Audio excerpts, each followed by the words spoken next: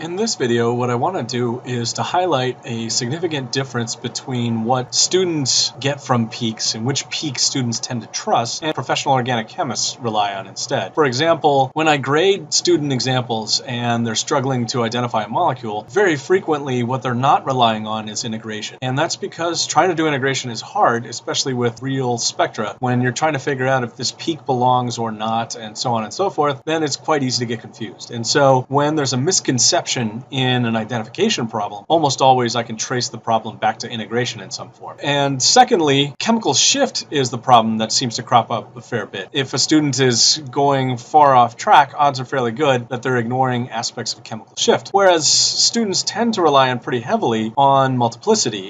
It's relatively easy to grasp, therefore you want to use it to try to figure things out. Unfortunately, multiplicity is the thing that's most variable, and therefore it's the thing that I, as a professional analyzer of NMRs, usually rely on very little. In fact, my advice when dealing with multiplicity is always to ignore the peaks with complicated multiplicity until the very end. So this image is really saying what I want to say. Integration is something that I and other professionals rely on a great deal when trying to identify a compound. We also know that chemical shift needs to match our expectations, but there's a certain amount of flexibility there. There's a range of acceptable chemical shifts. And then multiplicity is something that I need to figure out once I have identified the compound, but I don't tend to rely on multiplicity when I'm trying to figure out what compound is. By contrast, my relative preference for the value of the type of information that a signal gives is precisely the opposite of that which students have. Almost always, students tend not to rely on integration as much as I do. They tend to believe chemical shift tables far too much, when in reality there's a lot of variability that's acceptable. And really, more than anything else, students want to rely on multiplicity, and in particular, they try to understand complicated peaks. Those are bad ideas. You should not be doing that. To break this down a little bit more, let's look at integration. Integration has to work, and here I've given you an example of one where integration is sloppy in a normal way, but it still needs to work. And what I mean by that is, if you integrate an aldehyde proton, this proton A, it tends to integrate for slightly less than it should. I don't know why that is, but it almost always does. So if you set it as the main integral, then these peaks are integrating for rather more than you think. They should be 2, and instead they're like 2.2 or 2.1. But where this problem really becomes a problem is when you're looking at the aromatic region, where you have a lot of signals. There's a total of 15 hydrogens in this environment, and it bothers me that this one is about 5, and this one's 7, and this one's 3, when in reality it should be 6 and 6 and 3. On the other hand, integration's allowed to be just variable enough that I'm okay with this overall, as long as I can find about 15 protons in this environment, relative to 1 here, 2 and 2. But really what I need to see is I need to see evidence that the correct number of signals are in about the correct number of areas. I need to see 15 protons in this environment, and I really would like them to be arranged in 6, 6, 3. On the other hand, the fact that this doesn't work out quite the way I want is acceptable to me. But it really would bother me if there was a random peak somewhere else in the spectrum that integrated for 1. If it did, then either I need to identify what that impurity is, or it's not the right compound. So integration is allowed to be somewhat variable. On the other hand, it absolutely must make sense in order for me to be feeling good about the identity of a compound. Chemical shift, though, here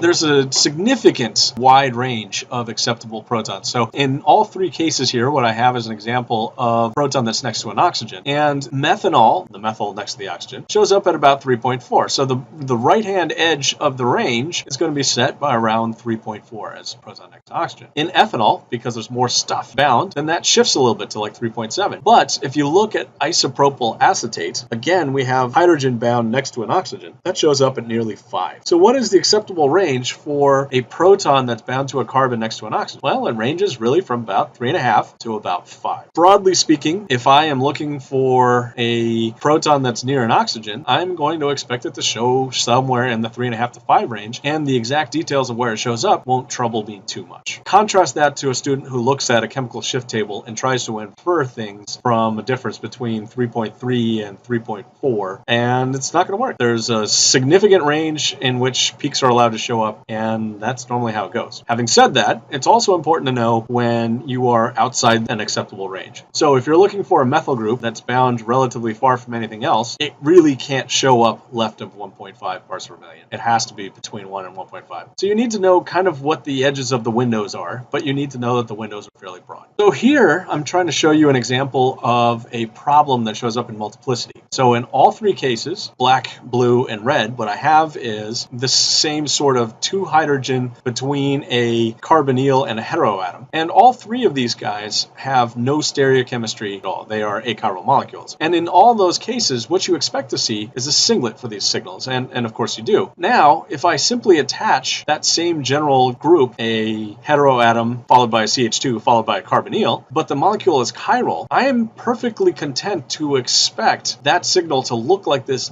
doublet next to a doublet with the sort of roofing pattern that you see here in the purple box, but I'm also prepared to accept that that same signal might just plain be a singlet. It all depends on whether those two hydrogens are diastereotopic, which they always are, and whether they occupy significantly different environments. If the hydrogens occupy significantly different environments in this diastereotopic area, then they show up as what we call an AB system, two doublets next to each other that are always roofed, like this. On the other hand, if they occupy similar NMR environments, they can look like a singlet. Said another way, this is clearly an example where we have a significant change in multiplicity, both of which are perfectly acceptable. These hydrogens could show up as anything looking like a singlet to a relatively wide split pair of doublets like this, and I'll consider that to be fine. Again, multiplicity can look totally different than what you expect. I've already shown you an example of a case where I think the multiplicity differences are even more stark, and that is methanol. This is a spectrum of methanol dissolved in CDCl3, and the OH proton in methanol is showing up as a broad singlet, as it often does, because it's exchangeable. But if we simply look at that same exact spectrum, but taken in DMSO J with relatively small amounts of water present, then that same signal for the OH is now a quartet because of the nearby three hydrogens on the methyl. So your OH peak can go from broad singlet to quartet, and that doesn't remotely bother me. Again, this is an example of the two spectra overlaid on top of each other, broad singlet, quartet at the same time. Both are perfectly acceptable. Both make sense. And so multiplicity is allowed to be extremely variable. Keep in mind that whenever you have exchangeable protons, this will show up, but it's not limited to just the exchangeable protons. As an example, we have ethanol dissolved in chloroform, and once again what you're looking at here is the ethyl group followed by the OH, and the OH is exchangeable, showing up as a broad singlet. However, take that exact same sample and dissolve it in DMSO J,